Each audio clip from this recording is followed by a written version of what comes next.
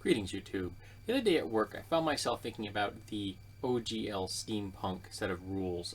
It's one of the few books I've ever read where the gaming fiction is actually something that interested me, and I can recommend it as a piece of fiction in and of itself to just help describe the world that you're entering and the interaction of the races and classes and things like that.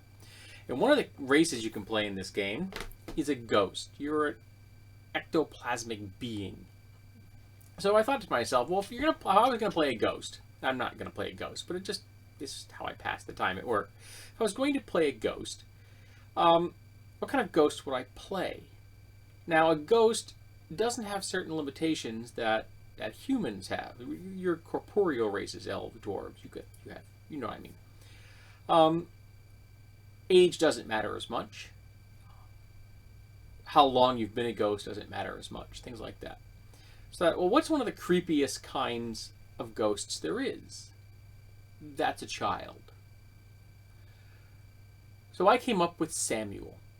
So I thought I would do like a character portrait, just an idea I've come up with. I've never used this character. I probably never will. But I just thought I'd throw it out there for people to play with and see what they could do with it.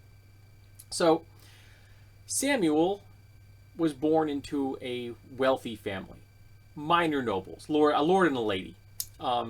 And he was born known as David Dre.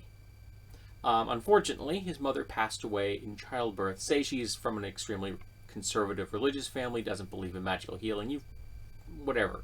She died in childbirth. It's narrative plot. It's the power of narration. I got a hammer back there. I should use that. Boom. So it was just David and his father. Maybe his father was some kind of minor government official. Maybe he was going to fast track to be an ambassador or something. That's an idea. I'm running very fast and loose with a lot of these details, and I would be doing this intentionally so a GM could fill in the blanks and mesh this into the campaign idea. So for the first 8 years of David's life, all he knew was a relationship with his father and, of course, their servants. When he was 8, his father remarried to a beautiful young woman known for her stunning alabaster skin. She was also known for having a really wide jealousy streak, and she really wasn't happy with how close David was with his father. She also realized that even though she was now his wife, the vast majority of the inheritance would probably go to David. She didn't like that either, seeing as she planned on having children with David's father, and she would like the inheritance to go to her and to her children. So at age 9, this little trio go on an ocean voyage. And one moonlit night, full moon in the sky, beautiful oceans out in the middle of nowhere, the stepmother takes David out on the deck to see the waves. It's a kind of a bonding effort. Whereupon she knocks him in the back of the head with a belaying pin and shoves him overboard. She wasn't a very strong woman, so she did not kill David, and she only stunned him. And when he hit the water, it shocked him awake, but not before he'd taken in a full lung full of water. And David's last thoughts before he went beneath the waves was the ship receding in the distance, the moonlight illuminating the gilded letters on the back of the ship that said, Samuel. Jump forward. David finds himself, one moonlit night, standing on the deck of a fishing vessel. No idea how he's gotten there. David does not know how long it's been. He doesn't know his name. When asked, his only memory he's had is the word Samuel. So he assumes that's his name. So he uses it. The crew was a little discouraged by this fact. There's a ghost standing there, out of nowhere. But in a world like this, these things do happen. He gets off the ship when they dock, and now he's in the world. He doesn't know what's happened. He doesn't remember the blow. When you are hit in the head, suffer a head injury, it is very common to have no memory of a short time period prior to the blow. So anybody who tells you that they've been hit in the head and they can give you a detailed description of what happened is lying. It's one of the ways investigators know you're lying. You don't remember that period. Like, as much as hours prior to the being hit, it would just be a blank. It's just gone. So he doesn't know what happened. And he wants to find his parents, his father. But he can't remember his father's name. He can't remember his stepmother's name. He may not even remember he has a stepmother. All he remembers is her beautiful alabaster face. Samuel may think that's his mother. Well, what other strong memory would you have? If you have a beautiful woman's face in your mind, it's going to be your mother, right? Especially if you're a child.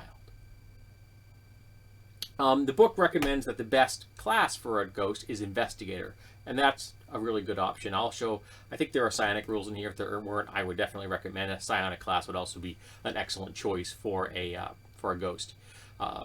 Either of those would be the tracks I would go with. So David's goal now is to find out where he's from, how he got there. Again, as far as he's concerned, his name's Samuel, so he's on a false trail already. So even if he does research, okay, help me, I'll find missing reports for a lost boy named Samuel. Maybe there are some. There may be Samuels out there that are lost. They're not him. His name's not Samuel. But that's what he thinks it is. So how much time has passed? A day? A decade? A century? Is his father still alive? Is his stepmother still alive? Did they ever have the children? Did she bump him off as well? What happens when Samuel, i.e. David, finally confronts her? When everything finally comes rushing back? Does it come in dribs and drabs over time? Again, leaving a lot of this open for a GM to figure out how it meshes in the world. And I could definitely see Samuel being somewhat disinterested. I don't know if he'd play him chaotic neutral, but he would definitely be like neutral good with some chaotic neutral tendencies. Maybe chaotic neutral, just very distant. He attaches himself to the party because maybe one of the characters reminds him of his father. He doesn't understand this on a conscious level, but he just feels a certain bond to someone in the group, and so tags along. And then maybe that relationship blossoms into a full-blown friendship between the living and the dead. And hopefully someday he can find out where he's from, expose his stepmother for what she is, a murderer, and see where it goes from there. What does David do when he realizes his true identity?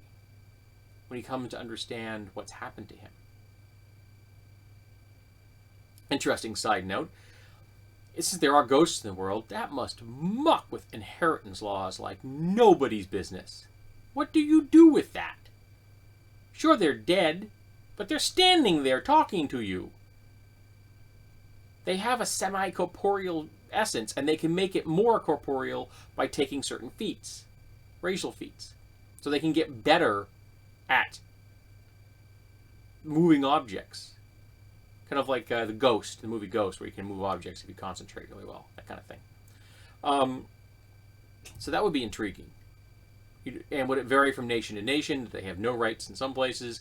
Are they considered, demons in others? Do they have somewhat rights? Can they sue in court for their possessions, things like that?